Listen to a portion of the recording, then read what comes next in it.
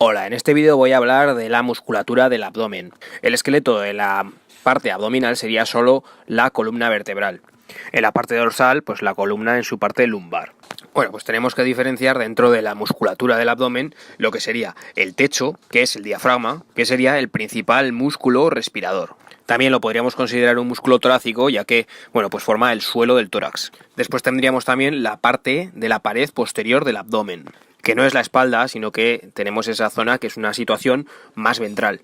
Estaría relacionado con la columna vertebral, pero con su cara anterior. Y después tenemos los músculos de la pared anterolateral. Sobre todo, en esta parte que decíamos que no teníamos estructuras óseas, son unos músculos que tienen que tener una gran capacidad de distensión. También una capacidad de contracción cuando nos interesa aumentar la presión dentro de la cavidad abdominal.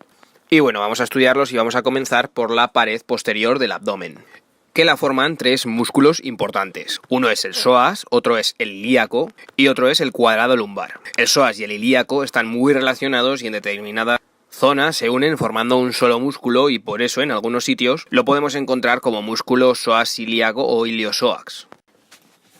Y todos estos músculos pues van por la cara anterior de los cuerpos vertebrales. El músculo psoas se origina en la parte anterolateral de los cuerpos vertebrales y también en las transversas, en la zona lumbar. Empieza en la última vértebra dorsal, muy cercano a la costilla 12, y después por todas las vértebras lumbares, por la cara anterolateral del cuerpo vertebral, también del disco, también en las transversas, y desde allí las fibras musculares descienden, se van agrupando y abandonan la cavidad abdominal. Salen de ella, ya veremos por dónde salen, y se van al fémur, y se insertan en el trocánter menor del fémur. Ese sería el músculo psoas a secas, o si queréis podemos llamarlo psoas mayor. Porque en algunas personas, esto es una variante anatómica que se puede dar o no darse, tienen un músculo que es el psoas menor, que tiene un origen en la parte más alta donde se origina el psoas mayor, en la duodécima dorsal o en la primera lumbar. Es mucho más pequeño, enseguida se transforma en un tendón y ese tendón va a ir a buscar la línea iliopectínea. Es un músculo que no siempre se da, es inconstante. Y el músculo ilíaco, fijaos donde tiene su origen, en la cresta ilíaca, en el borde interno, en el borde medial, y va a tapizar toda la fosa ilíaca. Y cuando llega a la zona inguinal, se une con las fibras del psoas para salir de la cavidad abdominal, entrar en la extremidad inferior e insertarse igual que el psoas, junto con él. Se unen en la inserción en el trocánter menor del fémur. Bueno, pues estos músculos forman parte de la pared posterior del abdomen. Por delante estarían situadas todas las vísceras, pero su función principal, cuando se contraen, tanto el psoas como el ilíaco, porque van al mismo sitio, lo que van a hacer estos músculos es levantar el fémur hacia arriba y va a provocar la flexión de la cadera. Es un músculo muy potente como flexor. Pero cuando estamos de pie y nosotros no queremos flexionar la cadera, sino lo que queremos es flexionar el tronco, se mantiene fija la inserción en el fémur y lo que estamos haciendo al acortar el músculo es flexionar el tronco. Podemos hacer las dos cosas dependiendo de cuál es la situación. Si solo funciona uno de los dos, lo que va a hacer es lateralizar el tronco o incluso rotarlo. Bueno, pues vamos a hablar de la inervación de este músculo psoas ilíaco. Es un nervio muy importante, que sería el nervio crural o femoral. Se puede llamar indistintamente de una forma u otra, son sinónimos, al igual que, por ejemplo, cuando hablábamos de la espina ciática, dijimos que podía llamarse ciática o isquiática, son también sinónimos. Bueno, pues vamos a hablar del otro músculo que también forma la pared del abdomen, y en este caso todavía es más pared. Es un músculo que se llama cuadrado lumbar y recibe este nombre por la forma que tiene. Estudiaremos diferentes músculos que tienen este mismo nombre, cuadrado. Y decimos que todavía es más pared, en primer lugar porque es muy aplanado, y luego pues porque queda en posición más dorsal con respecto al psoas. El psoas quedaría por delante. Y si nos fijamos en este músculo, vemos que desde la última costilla tiene unas fibras musculares que van a descender hacia la cresta ilíaca. Algunas de estas fibras van a hacer una pequeña parada en las apófisis transversas lumbares. Unas fibras van directas a la cresta y otras hacen esa pequeña parada y luego siguen dirigiéndose hacia la cresta. Por eso decimos que podemos diferenciar unos haces, unas fibras que son iliocostales, otras que son iliotransversas y otras que son transversocostales. Bien, ¿y cómo actúa este músculo? Pues tiene una acción muy estabilizadora, pero su acción principal es mantener fija la costilla duodécima. Así que además de estabilizar la pelvis, la posición de bipedestación, pero bueno, como decimos, esta función de mantener fija la costilla duodécima es para que los músculos espiradores, los que estiran de las costillas hacia abajo, los intercostales internos e íntimos, puedan realmente hacer su acción, puedan estirar hacia abajo. porque si la costilla 12 no la tuviéramos fija, pues no podrían tener esa acción. Si se contrae solamente un lado, pues está claro que lo que va a hacer es lateralizar, sobre todo a nivel lumbar. También podemos hacer que este músculo eleve un poco la pelvis, esa mitad de la pelvis. Bueno, pues vamos a hablar de la inervación, que va a ser a través del nervio subcostal y de los espinales lumbares. Este músculo, de alguna manera, podríamos considerarlo un músculo intercostal. Los músculos intercostales van de costilla a costilla y en cada segmento intercostal, que habrá 11, hay un nervio intercostal, una vena y una arteria intercostal. Así que para los músculos intercostales tendremos esos nervios segmentarios, que derivan del nervio espinal que acaba de salir de la columna vertebral a través del agujero intervertebral. Bueno, pues esto de alguna manera sería como si fuera el último espacio intercostal, pero es un espacio intercostal enormemente grande. Es un decir, no es un músculo intercostal, pero se asemeja. Se asemeja también la dirección oblicua de las fibras de los intercostales y por esa inervación segmentaria, pero aquí ya no tenemos nervios intercostales. El último nervio, que es el número 12, ya se llama subcostal. Ya no podemos decir intercostal porque no hay más costillas. Y después del nervio subcostal, que sería el correspondiente al nivel de 12, el siguiente, el equivalente en el L1, estos nervios que tienen esta dirección metamérica, tendríamos el nervio iliohipogástrico y el nervio ilioinguinal. Corresponden al nivel L1, sería también un nervio segmentario, pero en este caso hay dos. También tienen otro nombre cada uno, que son el abdominogenital mayor y el abdominogenital menor. Bueno, pues el cuadrado lumbar va a ser inervado por el subcostal y por el iliohipogástrico. Iliohipogástrico es el mayor e ilioinguinal es el menor. Bueno, y vamos a acabar hablando del diafragma, que hemos dicho ya que era el techo del abdomen, o el suelo del tórax. Está separando estas dos cavidades con toda claridad. Es un músculo muy potente y muy especial, porque es bastante diferente de cualquier otro. Cuando está en reposo tiene una forma de bóveda, no es plano. Esta cúpula no es simétrica, sino que es un poco más elevada en el lado derecho que en el lado izquierdo.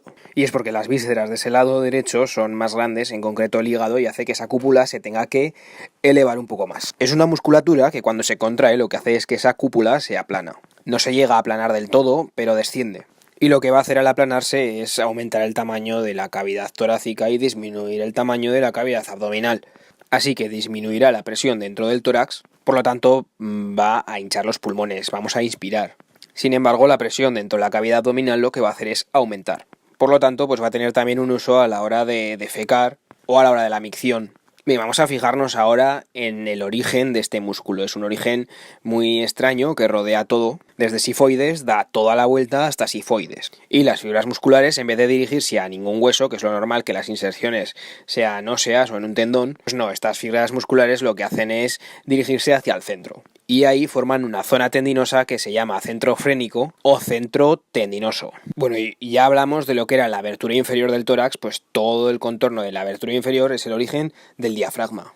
Y para analizarlo mejor lo vamos a dividir en tres partes. Una parte, un origen external, que además es justamente el sifoides, que lo podemos palpar también, lo podemos encontrar, se palpa muy bien también. Pues ahí tenemos el origen external, que es pequeño. Después vamos a tener el origen que se une a todo el reborde de las costillas, en los cartílagos costales y en las costillas. Y toda esa zona sería la porción de origen costal, la cara interna y los cartílagos de las 6 últimas costillas. Y por último tenemos la porción que podríamos llamar lumbar o vertebral. Y esta parte está muy relacionada con los músculos que acabamos de ver que forman la pared posterior del abdomen. Bien, pues vamos a fijarnos un poquito más en ese origen, en la parte vertebral y lumbar, que es un poquito el más complejo.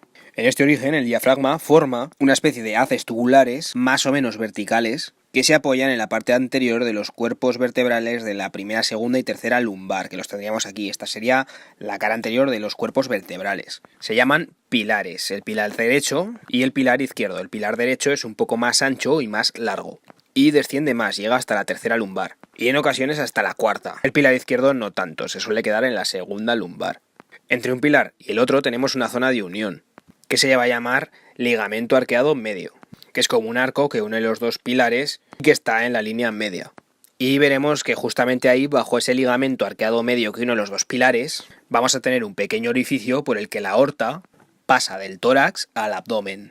Es decir, de alguna manera va a atravesar el diafragma, no es que lo atraviese, pero en su origen el diafragma pues le deja esa zona libre para que pase la aorta. Bien, pues a un lado y al otro lado de los dos pilares vamos a tener también ligamentos arqueados. Los dos más cercanos a la columna se llaman mediales. No medio, mediales, porque el ligamento arqueado medio solo hay uno, que está justo en la línea media. Si no, estos se van a llamar mediales. Bueno, pues estos dos ligamentos arqueados mediales, pues en realidad es el origen donde se forman las fibras del diafragma. Pero ahí forman ese ligamento arqueado porque tienen que saltar un músculo que es el psoas. Así que este sería el psoas, lo tendríamos ahí. Y es que claro, este músculo pues necesita atravesar desde la vértebra D12, que es donde tiene su origen, tiene que pasar al abdomen y digamos que el diafragma lo salta. Lo deja que atraviese formando este ligamento arqueado medial. Y pasa exactamente lo mismo con otro músculo que es el cuadrado lumbar. Este cuadrado lumbar se ha originado en la costilla 12, pero luego las fibras se dirigen hacia abajo y hacia otro arco que se llama ligamento arqueado lateral.